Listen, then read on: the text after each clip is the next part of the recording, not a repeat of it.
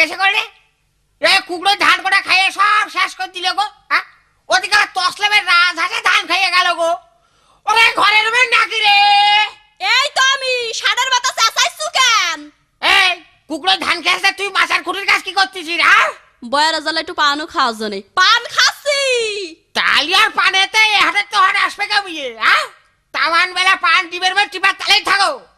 ওই হাটে যাচ্ছি, হাটের ধাবার দাবার কি কি আছে কয়ে দাও। রোজ ডেলি কি কল লাগে নাকি? ঝাল পেঁয়াজ রসুন আর জিরি গরম মশলা।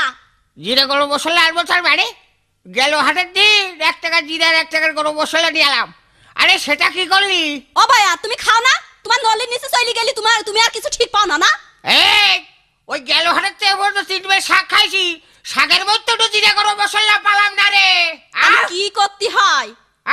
আমার মনে হয় বিয়ে দেখা গেছো।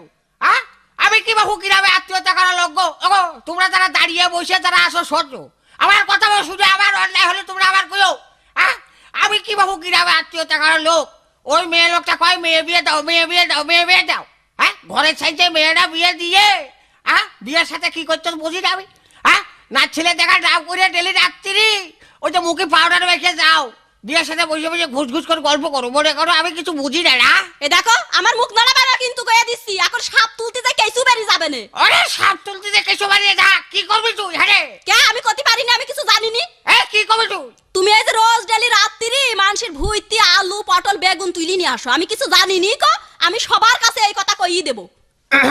থাক ওসব কথা আর দরকার নেই। ওই হাটে যাচ্ছি, হাটের ধাবারে যা। এই নাও আব্বা হাটে যাই আমাকে 1000 টাকা দিবা।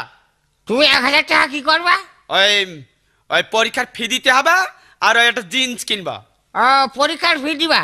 হ্যাঁ গেল মাসে যে পরীক্ষার ফি দেওয়ার জন্য টাকা দিলে সেটা কি করলে বাজান? ধরাই